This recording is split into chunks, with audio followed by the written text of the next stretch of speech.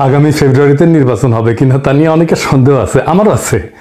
এর মধ্যে নাসিরউদ্দিন পাটোয়ারি তো ঘোষণায় দিয়েছে যে ফেব্রুয়ারিতে নির্বাচন হবেই না। তবে আমি সবাইকে ফেব্রুয়ারিতে নির্বাচনের টার্গেট নিয়ে প্রস্তুতি নিতে বলি। এরা না বললে আবার বিএনপি ওয়ালারা বলবে আমি নির্বাচন পিছাইতে চাই। তবে এই নির্বাচনে কি হবে তা নিয়ে আমি এক সপ্তাহ আগে বলছিলাম যে এই নির্বাচনে খেলা হবে, অপ্রত্যাশিত ফলাফল হবে। এডিটর সাহেব এনার দেখা দেন, নাহলে ব্যাক ফাপড় নিতেছি। উনি আশায় আছেন একটা ভালো নির্বাচন দিতে পারবেন, দিতে পারলে ভালো, তবে আমি খুব ভরসা পাইতেছি না। তবে এই নির্বাচনে খেলা হবে, অপ্রত্যাশিত ফলাফল হবে, আমি আগেই বলে রাখতেছি। দেখেছেন? আর আল্লাহর কি কাম, এটা নতুন জরিপ আসিছে। আসেন আমরা আগে সেই জরিপের ফলাফলটা দেখে আসি। 12% মানুষ বিএনপিকে ভোট দিবি বলিছে, 10.4% মানুষ জামাতে ইসলামীকে ভোট দিবে বলিছে, মানে 10.5% মানুষ। 7.3% মানুষ আওয়ামী লীগকে ভোট দিবে বলিছে, এবং 2.8% মানুষ, মানে প্রায় 3%-এর মতো মানুষ এনসিপিকে ভোট দিবে। তবে কাকে ভোট দিবে এ বিষয়ে এখনো সিদ্ধান্ত নেয়নি 48%-এর বেশি মানুষ। অন্যদিকে জরিপে কাকে ভোট দিতে চায় তা বলতে রাজি হয়নি 14.4% মানুষ। এটা BRAC institute of governance and development BIGDর একটা জরিপ। 8 মাস আগে গত অক্টোবর মাসে একই প্রশ্ন করা হয়েছিল এবং এরাই এই স্টাডিটা করছিল। সেখানে 16.30% মানুষ বিএনপিকে ভোট দিতে চেয়েছিল।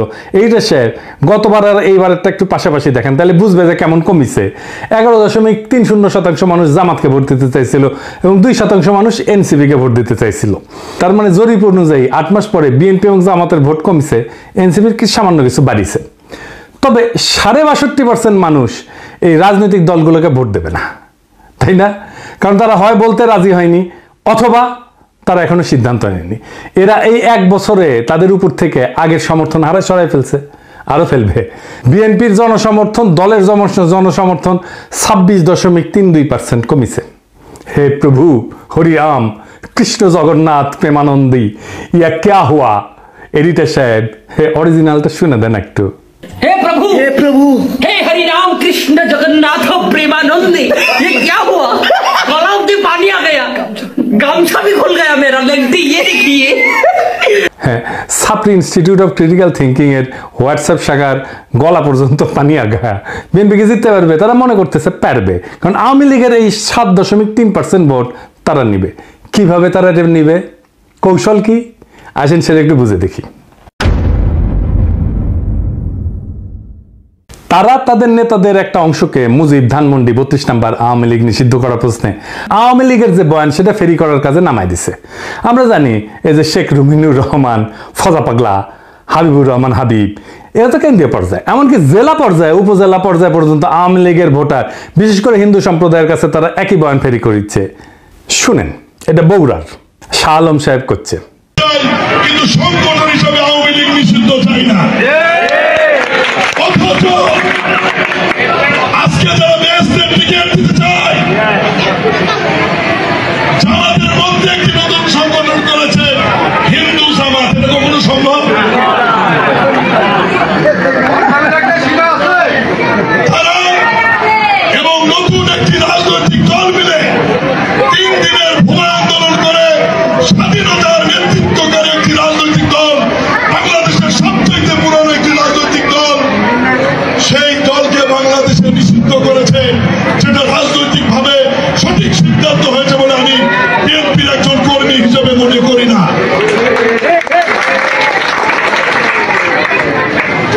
এই বাংলাদেশের ইতিহাস দেখতে গেলে মহান স্বাধীনতার ঘোষক শহীদ রাষ্ট্রপতি জিয়াউর রহমানের নাম লিখতে হবে। এই বাংলাদেশের স্বাধীনতার ইতিহাস রচনা করতে গেলে মুক্তিযুদ্ধের নেতৃত্বকারী দল আওয়ামী লীগের তৎকালীন সভাপতি শেখ মুজিবুর রহমানকে অস্বীকার করা যাবে না। এই 2 নেতাকে অস্বীকার করে নতুন বাংলাদেশ বিনির্মাণের কথা বলে তো তাতে হয়তো এই 7%-এর 4-5% ভোট পাইতেও পারে, কিন্তু এটা পাইতে গিয়া আরো 8-10% নিজস্ব ভোট সে হারাবে। তাহলে আসলে রাষ্ট্র ক্ষমতায় কে যাবে? আপনারা বুঝতেই পারতেছেন যে যারা এখনো সিদ্ধান্ত নেয়নি কাকে ভোট দেবে এবং যারা বলতে চায়নি, তারাই আসলে ঠিক করবে কারা রাষ্ট্র ক্ষমতায় যাবে। তো যাই হোক, এইটা আলোচনাটা বিস্তারিত আসার আগে বিএনপি দলটা কিভাবে ফাংশন করে সেটা একটু বুঝাই। তাইলে এই যে কেন এই রুমিনুর রহমানরা এই কাজ করে এটা বুঝতে পারবেন, এবং কিভাবে তারেক রহমানের নিরঙ্কুশ নিয়ন্ত্রণ নিশ্চিত হয় দলের মধ্যে এটা বুঝতে পারবেন। আর এই পদ্ধতিটা বিএনপির সবচেয়ে বড় দুর্বলতা। আমি এটা বিএনপির সাথে কাজ করতে করতে গিয়ে আবিষ্কার করেছি। আসেন দেখি এটা কেমন। বিএনপি দুইটা কাজ করে। এক, সোশ্যাল কনফ্লিক্ট, যেটা সমাজে যে দ্বন্দ্বটা আছে সেটাকে ইন্টারনালাইজ করে ফেলে, মানে সেটা নিজের ভিতরে ঢুকে ফেলে, দলের ভিতরে ঢুকে ফেলে। মানে ধরেন সমাজে আওয়ামী লীগের রাজনীতি চলবে কিনা, এটা নিয়ে একটা দ্বন্দ্ব আছে, তো সেটাকে সে দলের মধ্যে নিয়ে ফেলে। আওয়ামী লীগের রাজনীতি করা উচিত এমন একটা দল তৈরি করে নিজের দলের মধ্যে এই মত প্রচার করবে, আর তার বিপরীতে আরেকটা দল তৈরি করে যারা ভিন্ন মত প্রচার করবে। এটি হইতেছে এক্সটার্নাল কনফ্লিক্টকে ইন্টারনালাইজ করা। কি সুবিধা পায় এতে? সে মনে করে যে এক্সটার্নাল যে কনফ্লিক্ট এটা তো ম্যানেজ করা ডিফিকাল্ট, এক্সটার্নাল কনফ্লিক্টকে আমি যদি ইন্টারনাল করে ফেলি সেটাকে আমি কন্ট্রোল করতে পারবো ইজিলি, কারণ আমি তো নেতা, আমার কথা দুই পক্ষই শুনবে। তো আমি এই আলোচনাটা দলের মধ্যে থেকে করব এবং আমি এটাকে নিয়ন্ত্রণ করব। বুঝতে পারছেন? মানে সমাজের যে বিতর্ক সেটা আমি নিজের দলের ভেতরের একটা ইন্টারনাল বিতর্ক করে ফেলবো। দলের ভেতরে যদি আমি ইন্টারনাল, সমাজ তো আমার কথা শুনে না, তো দলের ভেতরে যদি আমি ইন্টারনাল কনফ্লিক্টটা নিয়ে আসি তাহলে দলের লোক সবগুলো আমার কথা শুনতে বাধ্য হবে। আর একটা বিষয় হইতেছে যে এরা একজনকে আরেকজনের পিছনে লাগিয়ে দেয়।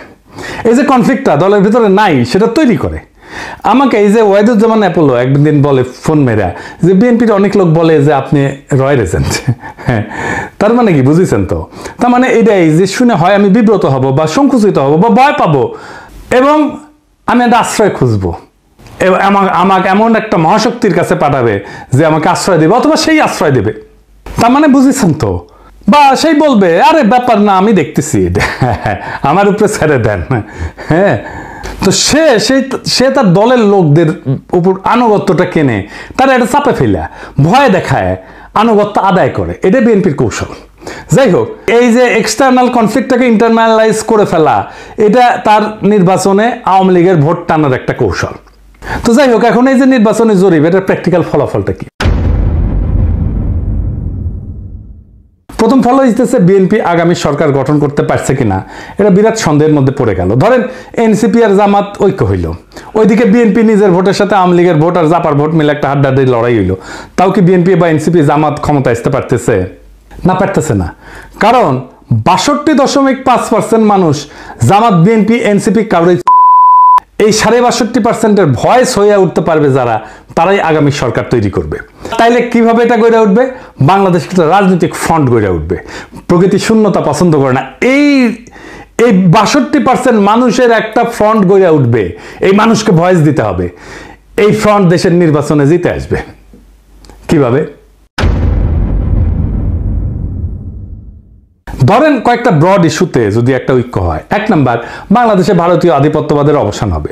2 নাম্বার, স্বাধীনতা, সার্বভৌমত্ব, জাতীয় মর্যাদা এবং আঞ্চলিক অখণ্ডতা অক্ষুণ্ণ রাখতে হবে। 3 নাম্বার, আওয়ামী ফ্যাসিবাদের চিরস্থায়ী অবসান ঘটাইতে হবে। 4 নাম্বার, একটা ইনসাফ ও সাম্যের বাংলাদেশ বানাইতে হবে। তো এই ইস্যু নিয়ে যদি ফ্রন্ট হয় তাহলে এই 62.5% সেই ফ্রন্টের সাপোর্টার হয়ে যাবে। এখন কইতে পারেন এমন কোন ফিগার আছে যে এই ফ্রন্টের নেতৃত্ব দিতে পারবে? আছে, অনেকেই আছে। আমি আজ একজনের নাম বলবো, মাহমুদুর রহমান। উনি এই ফ্রন্টের নেতৃত্ব যদি দেন সবাই ওনার পাশে এসে দাঁড়াবে। ইলিয়াস কনক, পিনাকির কথা বাদই দেন, এরা মাহমুদ ভাই আওয়াজ দিলে ঝাঁপে পড়বি। এর বাইরে হেফাজত, ইনকিলাব মঞ্চ, আপ বাংলাদেশ, এবি পার্টি, ইসলামী শাসনতন্ত্র আন্দোলন, এরা সবাই এসে দাঁড়াবে। এটাই হয়ে উঠবে রাজনীতির মেইন স্ট্রিম। এনসিপি আর জামাতের কোনো অপশন থাকবে না এই ফ্রন্টে জয়েন না কইরা। বিএনপিও আসতে পারে এই ফ্রন্টে, স্বাগত জানাই আমরা। এই ইস্যুতে ঐক্য হইলে ওয়াই নট, কিন্তু সিট যা দিব মাইনা নিতে হবে। এই ফ্রন্ট মানে বিএনপির বিরুদ্ধে যাওয়া না, কিন্তু বিএনপির বিরোধিতা করাও না, বরং অ্যান্টি ফ্যাসিস্ট, অ্যান্টি ইন্ডিয়া সমস্ত শক্তিকে একটা কমন গ্রাউন্ডে নিয়ে আসা। আমি তো চাই বিএনপির আলতাফ হোসেন চৌধুরী ভাই উনি জিতে আসেন, ইয়াংদের মধ্যে শহীদুদ্দিন চৌধুরী আনি জিতে আসুক, আমি এটা চাই। কিন্তু রুমিন ফারহানা হারুক, হাবিবুর রহমান হাবিব হারুক, ফজা পাগলা হারুক। আমি যদি ইলেকশনের আগে দেশে যেতে পারি, আমি আলতাফ ভাইয়ের এলাকায় গিয়ে ক্যাম্পেইন করে দিয়ে আসবো, যেন উনি যেতে ধানের শীষের ক্যাম্পেইন করে দিয়ে আসবো। আমার ক্যাম্পেইনের দরকার নাই ওনার জেতার জন্য, উনি এমনি জিতবেন, কিন্তু আমি যাব আমার নিজের মনের শান্তির জন্য যাব, যে আমি আলতাফ ভাইয়ের ইলেকশনে কিছু কাজ করেছিলাম। তো এই যে ফ্রন্ট, এই ফ্রন্টের সুবিধা কি হবে? এই ফ্রন্টে রাজনৈতিক দলের মাতবরি থাকবে না। রাজনৈতিক দলগুলোকে কিন্তু দেশের মানুষ পছন্দ করে না, বিশ্বাসও করে না। সেজন্য রাজনৈতিক দল অ্যান্টি হাসিনা লড়াইয়ের নেতৃত্ব দিতে পারেনি। এটা মাইনা নিতে হবে সবাইকে। এই ফ্রন্ট 2024-এর বিপ্লব যারা করছে সেই রকম একটা জনগণের ফ্রন্ট হইয়া উঠবে। রাজনৈতিক দল যা খুশি তাই করতে পারবে না। এনসিপির বালখিল্যতা, জামাতের রাজনৈতিক ভুল, অন্য ছোট দলের ন্যাশনাল ইম্প্যাক্ট তৈরি করার অক্ষমতা সব দূর হয়ে যাবে। এক নতুন আশায় দেশবাসী বুক বাঁধবে, সারা দেশে এক নতুন আশার সঞ্চার হবে। আমরা কলা গাছ যদি দাঁড় করাই দিই, বেশিরভাগ আসনে তারা জিতে আসবে। আমরা বিএনপির ট্রু ন্যাশনালিস্ট নেতাদের আসনে কোনো প্রার্থী দেব না। আমাদের মার্কা হবে বাম্বু। বাম্বুর দাবরা নিতে দেশকে আবার সঠিক রাস্তায় নিয়ে আসবো। এই 62% থেকে বাংলাদেশের আগামীর রাজনীতি উত্থিত হবে। এখন প্রশ্ন হচ্ছে, মাহমুদ ভাই কি রাজনীতিতে এইভাবে আসতে রাজি হবেন? না, হবেন না। ওনারা যারা চেনেন তারা জানেন উনি হবেন না। এই ভিডিও দেখার পরে উনি আমার ফোন দিয়ে ঝাড়ি দিবেন, বলবেন এসব কি পাগলামি শুরু করিস, আমি আমার দেশ নিয়ে আসছি, আমার বয়স হয়েছে। তো যাই হোক, উনি যাই বলুক, সক্রেটিস বলছিলেন সেই নেতাই শ্রেষ্ঠ নেতা যে অনিচ্ছুক নেতা। মাহমুদ ভাই অনিচ্ছুক নেতা, তাই উনার বাংলাদেশের সেরা নেতা হওয়া সম্ভব। এইটারে বলে সিনাটাস আর্কিটাইপ। কঠিন লাগিচ্ছে, হ্যাঁ, কথাটা শুনে, টাইমটা শুনে, কিন্তু এটা খুব মজার ইতিহাস হচ্ছে। আসেন শুনি। উনার নাম ছিল লুসিয়াস কুইন্টিয়াস সিনসিনাটাস। 458 খ্রিস্টপূর্বাব্দে একজন রোমান সম্রাট ছিলেন তিনি। এই গল্পটা শুরু হয় একটা গভীর সংকট দিয়ে। রোমান সেনাবাহিনী কনসাল মিনুসিয়াসের অধীনে প্রতিবেশী উপজাতি ইকুইদের দ্বারা অবরুদ্ধ হয়ে পড়ে এবং ধ্বংসের মুখোমুখি হয়। রোম শহর আতঙ্কিত হয়ে যায়। এই চরম মুহূর্তে সিনেট মরিয়া হইয়া, উনি প্রাক্তন সেনাপতি ছিলেন সিনসিনাটাস, ওনাকে সম্রাট হিসাবে নিয়োগের পক্ষে ভোট দেয়। উনি তখন অবসর জীবনযাপন করেছিলেন এবং কৃষিকাজ করেছিলেন। সিনেটের একটা প্রতিনিধি দল তার ছোট খামারে পৌঁছায়, সেখানে তাকে তার জমিতে লাঙল চাষ করতেছে দেখে। তো দেশের ডাকে সাড়া দিয়ে সিনসিনাটাস একটা নতুন সেনাবাহিনী গঠন করে এবং অসাধারণ সামরিক অভিযানে একদিনের মধ্যে এই কুইদেরকে পরাজিত কইরা অবরুদ্ধ রোমান বাহিনীকে উদ্ধার করে রোম শহরকে রক্ষা করে। 6 মাসের জন্য ওনাকে সম্রাট বানানো হয়েছিল, কিন্তু 15 দিন বা 16 দিন পরে উনি ক্ষমতা চাইরা আবার চলে যান, ওনার ক্ষেতের মাঠে চলে যান কৃষিকাজ করতে। জর্জ ওয়াশিংটনের হিস্ট্রিও কিন্তু এইরকম। উনিও কৃষিকাজ করতে চলে গেছিলেন, ওনাকে ধরে এনে প্রেসিডেন্ট বানানো হয়েছে।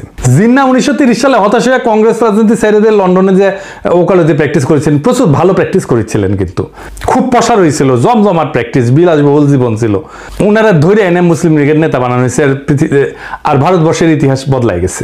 আজ আমাদের হাসান সৈয়দ সোহরাওয়ার্দী, তারও কিন্তু এরকম কাহিনী আছে। ওনার বোন বেগম শায়েস্তা ইকরামুল্লাহ সোহরাওয়ার্দীর লেখা জীবনীতে আছে। 1933 সালে সোহরাওয়ার্দী সিদ্ধান্ত নিল আর রাজনীতি করবেন না।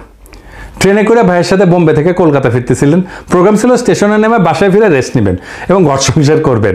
তো ওনার বড় ভাই ওনাকে ট্রেনে প্রতিজ্ঞা করেছে আর কখনো রাজনীতি করবা না। উনিও বলছেন আর করবো না ভাই। তো যাই হোক, হাওড়া স্টেশনে নামার সাথে হাজার হাজার মানুষ ওনাকে ঘিরে ধরে আল্লাহু আকবর, সোহরাওয়ার্দী জিন্দাবাদ স্লোগান দেওয়া শুরু করে। ওনার মাথায় নিয়ে মিছিল করা শুরু করে। কাম শেষ, উনি রাজনীতিতে স্থায়ী হয়ে যান। ইতিহাস বদলে যায়। আমার উপরে ছাইরা দেন। দেশের মানুষ যদি তৈরি থাকে তাহলে মাহমুদ ভাই আসবেন এই দায়িত্ব পালন করতে। আর কারা থাকবেন না আমার কইলাম না, কইলে এখনই লাভ দিয়ে উঠবেন। আমি বলছিলাম অপ্রত্যাশিত ঘটনা ঘটবে, সেই ঘটনার জন্য তৈরি হন। আমরা ইতিহাস সৃষ্টি করব অচিরেই। বাংলাদেশের রাজনীতি এখন এক সন্ধিক্ষণে দাঁড়ায় আছে। 62% মানুষের নীরবতা, এটাই আসল শক্তি, এটাই আগামী সিদ্ধান্ত গ্রহণকারী হাত।